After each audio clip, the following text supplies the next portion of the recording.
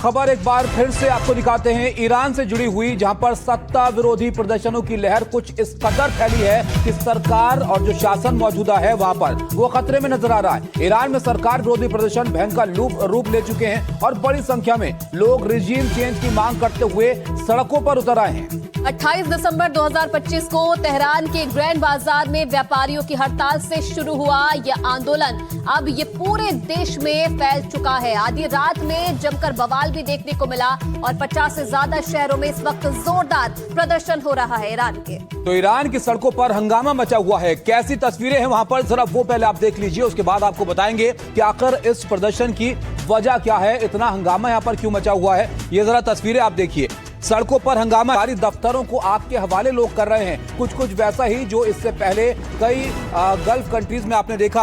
अब यहाँ पर जो रिजीम है मौजूदा, उसके खिलाफ लोग पूरी तरह से हैं और चाहते हैं कि यहाँ पर बदलाव आए। नारेबाजी करते हुए लोग नजर आ रहे हैं। और ये एक और तस्वीर आप देखिए जहाँ पर आधी रात को आगजनी की गई और अफरा तफरी का माहौल यहाँ पर कई जगह पर देखने को मिला।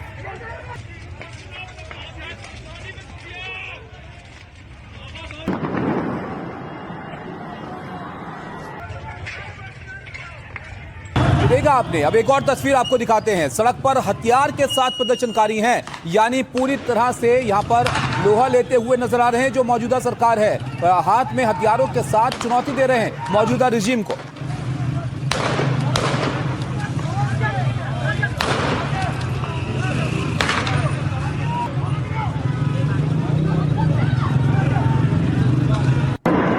सरेआम गोलियां चल रही हैं, तड़तड़ाहट गोलियों की सुनी जा रही है राजधानी तेहरान की। अब एक और तस्वीर आप देखिए जहां पर उग्र प्रदर्शनों को लेकर किस तरह से हंगामा मचा। 30 से ज्यादा की अभी तक मौत हो चुकी है इस तरह के हंगामों में जो पूरे ईरान में यहां पर देखने को मिल रहे हैं। ये तस्वीरें जरा आप देखिए, सड़कों पर आग लगी हुई है, सन्नाटा है या फिर हंगामा है। ये दो ही हालात हैं जो इस वक्त ईरान में देखने को मिल रहे हैं। लोग क्या चाहते हैं? वो चाहते हैं कि आयतुल्लाह खमेनी यहाँ से हटें और यहाँ पर रिजीम चेंज हो, बदलाव आए, और इसके लिए ये हंगामा यहाँ पर बरपा है। ये एक और तस्वीर देखिए जहां पर प्रदर्शनकारियों पर आंसू गैस के गोले छोड़ने पड़े हैं। पुलिस और वहां की जो फोर्सेस हैं वो आमने सामने हैं प्रदर्शनकारियों में, लेकिन हालात काबू में आते हुए नजर नहीं आ रहे हैं।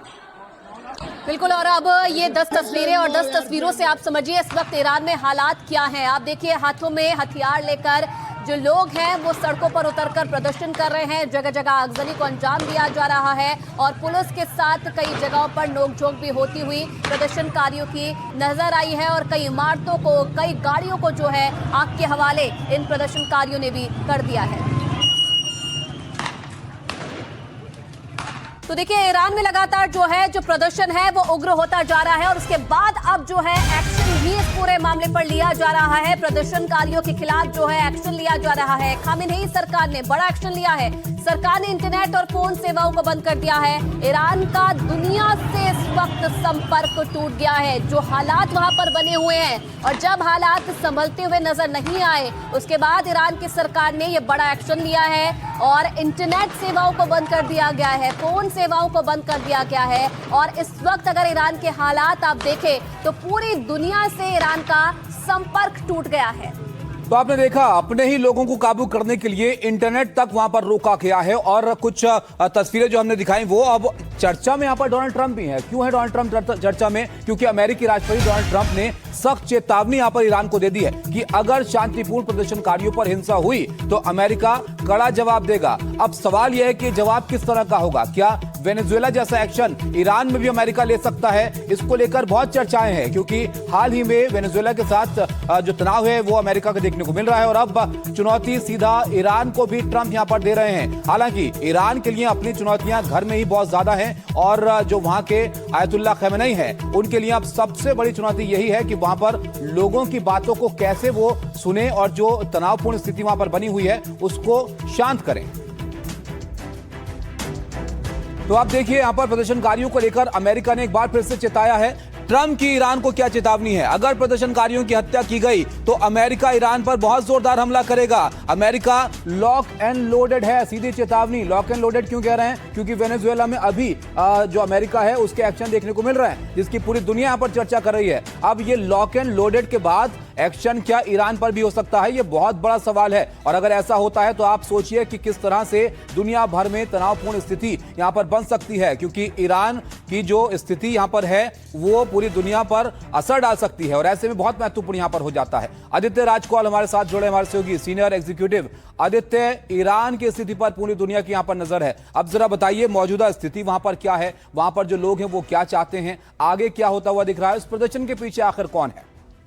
देखिए, पिछले 18 दिन से जो है आगजनी हो, प्रदर्शन हो, राइट्स हो, पूरे ईरान में चल रहे हैं। ये सिर्फ तेहरान की बात नहीं है, चाहे वो इस्फान हो, चाहे वो शिराज हो, चाहे वो अलग अलग डिस्ट्रिक्ट्स हो, वहां पर ये प्रदर्शनकारी जो हैं ये सिविलियंस हैं, हजारों की तादाद में उमड़ रहे हैं और प्रदर्शनकारी ये डिमांड कर रहे हैं कि किसी तरीके से जो मुल्ला रजीम है, ईरान की ईरानियन रजीम है, उसको हटाया जाए। वो डेमोक्रेसी का रिस्टोरेशन चाह रहे हैं, वो चाह रहे हैं कि पूरी तरीके से अब जो है उनको न्याय मिले। हाँ, ये जरूर हम कह सकते हैं कि आर्थिक अस्थिरता ने उनको मजबूर किया सड़कों पे उतरने का, लेकिन सिर्फ वही मुद्दा नहीं है।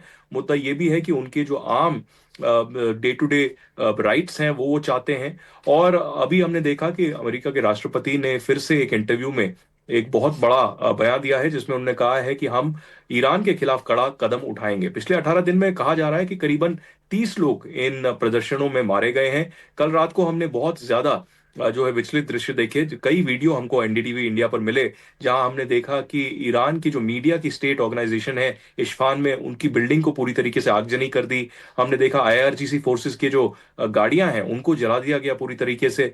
जो कासिम सुलेमानी है या फिर ईरान का जो झंडा है वो पूरी तरीके से बीच जलाया जा रहा है। तो हजारों की तादाद में लोग आ रहे हैं। अब देखना होगा कि आने वाले दिनों में ये प्रदर्शन क्या मोड़ लेता है। इंटरनेट अभी पूरी तरीके से बंद कर दिया गया है, फोन बंद कर दिए गए हैं, लेकिन अमेरिका कह रहा है कि अगर ऐसे ही लोगों को मारा गया, सताया गया, तो अमेरिका मजबूर होगा। लेकिन आदित्य, यहाँ पर डोनाल्ड ट्रंप कह रहे हैं कि लॉक एंड लोडेड हैं हम, जो प्रदर्शनकारी हैं उसको अमेरिका समर्थन कर रहा है। क्या अमेरिका ईरान के इस स्थिति में अमेरिका सीधे कूद सकता है? क्या क्या संभावना यहाँ पर लग रही है?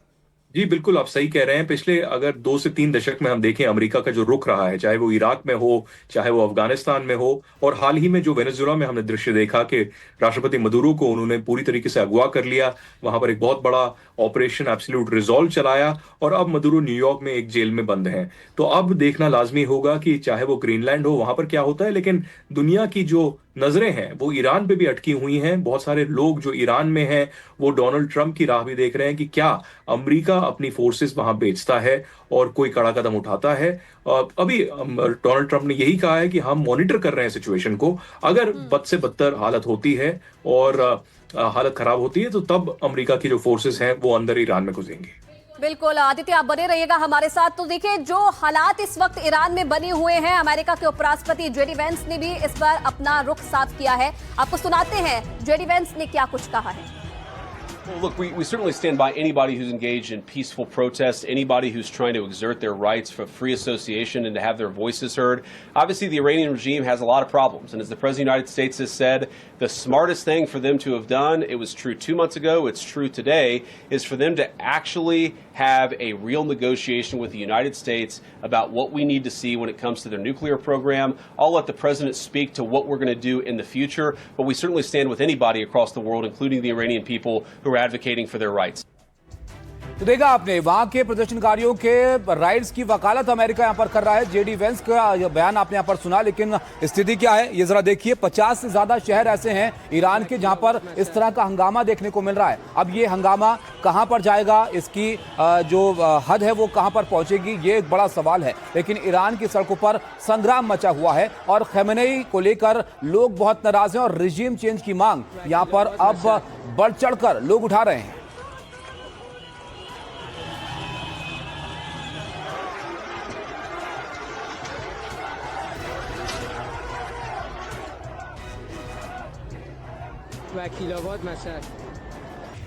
तो देखा आपने, जो बगावत की आग है वो ईरान में जमकर भड़क रही है। आधी रात में सुलग उठा तेहरान और प्रदर्शनकारी सड़कों पर उतरे, गोलियों की तड़तड़ाहट सुनी गई। बाकायदा बंदूकों से वो चुनौती दे रहे हैं वहां पर मौजूदा रिजीम को, और सड़कों पर स्थिति पूरी तरह से बेकाबू है। आधी रात में सड़कें सुलग रही हैं ईरान की, और ये आप देखिए तस्वीरें जहां पर जो वहां की मौजूदा रिजीम है उनके लिए लोगों को शांत कर पाना मुश्किल हो रहा है। उसकी वजहें बहुत सारी हैं। महंगाई एकदम चरम पर है, जो ईरान की करेंसी है उसकी जो वैल्यू है वो एकदम बिल्कुल निचले पायदान पर है, और ऐसे में लोगों को समझा पाना वहां की रिजीम के लिए बहुत मुश्किल हो रहा है।